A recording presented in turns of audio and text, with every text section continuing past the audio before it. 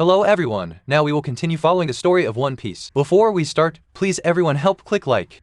Done. Let's start together. In the previous episode, we saw Zoro having to fight with the two cat brothers. The skinny one is named Sham, and the fat one is named Butchai. At first, the two cat brothers were very tricky, pretending to be afraid of Zoro and not daring to fight him. When Django forced them, Sham ran in crying, but as soon as he got close to Zoro, he attacked him and managed to steal two of Zoro's swords and throw them away.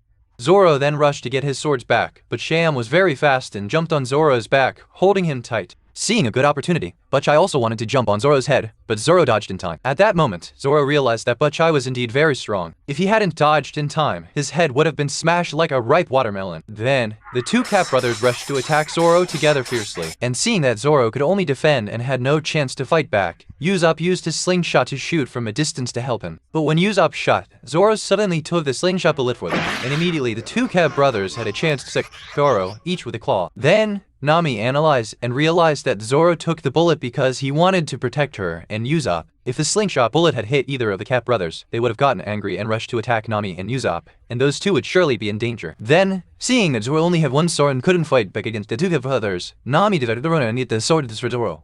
But she was injured in the fight by Django using ring on his hand.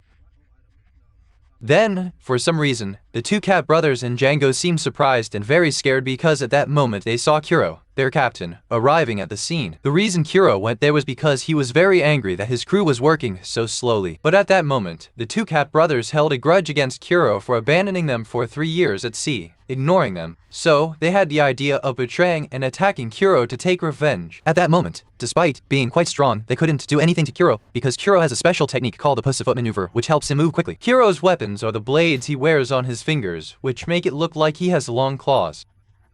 That's why people often see him adjusting his glasses by rubbing the blades. In that fight, Kuro held the two cat brothers hostage and threatened that he would give them 5 minutes. If they couldn't take care of Luffy's crew, he would kill them all. Then the two cat brothers turned back to Zoro, and Nami knew that Zoro needed his other swords to fight them. So she kicked Zoro's swords to him. Once he had all his swords back, Zoro used just one technique to easily defeat the two cat brothers.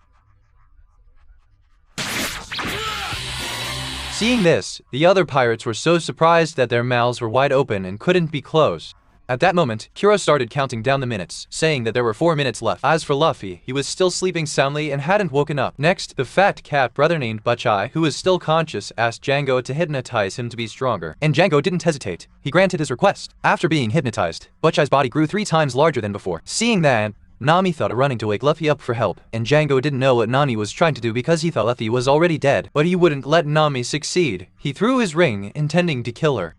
But by chance, Luffy woke up and was angry at Nami for stepping on his head, so he pulled her leg, making her fall, which caused the ring to fly into his mouth. It's also interesting that Luffy has very strong teeth. He can bite through regular weapons. At that moment, Nami instructed Luffy that they must win this fight to protect her treasure. Not to protect the lives of the villagers. At that point, Kuro said that time was up. Just hearing that, all of Kuro's pirate crew became extremely terrified.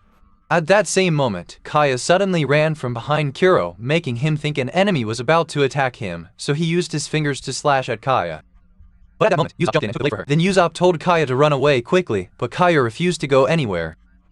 She even pulled out a gun and aimed it at Kuro, but unfortunately, Kaya didn't have enough courage to kill Kuro. This allowed Kuro to easily walk up and take the gun from her hand. But at that moment, Kuro didn't use the gun. He dropped it on the ground. Seeing a good opportunity, Usopp picked up the gun and shot at Kuro. But Kuro used his pussyfoot maneuver to dodge the bullet and used his claws to grab Usopp. Then, as Kuro recalled the wound from when Usopp punched him before, Luffy suddenly stretched his arm and hit him in the exact same spot. His face twisted and he fell back. At that moment, the 3 kids also arrived and hit Kuro with their clubs. Seeing this, Usopp shouted at the kids to stop, because Kuro is a very dangerous person and they shouldn't be near him. Not long after, Kuro got back up and kicked Usopp, sending him flying. Then he ordered Django to hypnotize Kaya so that she would sign over her fortune to him. Seeing this, Zoro wanted to stop Django, but Butchai jumped in and attacked him, forcing Zoro to deal with Butchai first.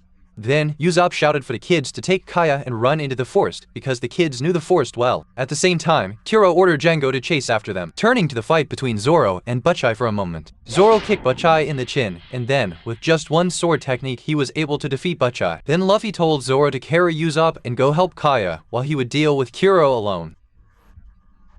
In that fight, Luffy had a hard time hitting Kuro because Kuro could dodge quickly. Asterisk Luffy fighting sounds asterisk.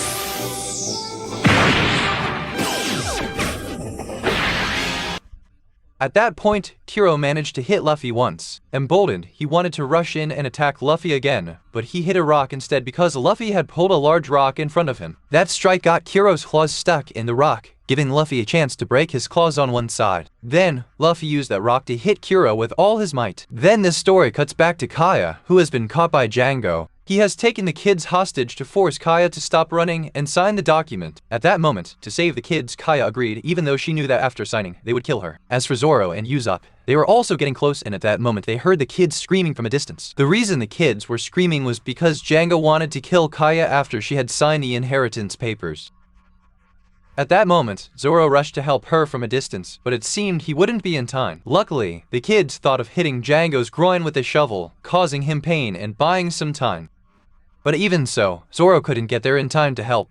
But they still had Usopp, who knew how to use a slingshot from a distance. And as we know, Usopp is a very accurate shot, he never misses. In the end, they managed to defeat Django.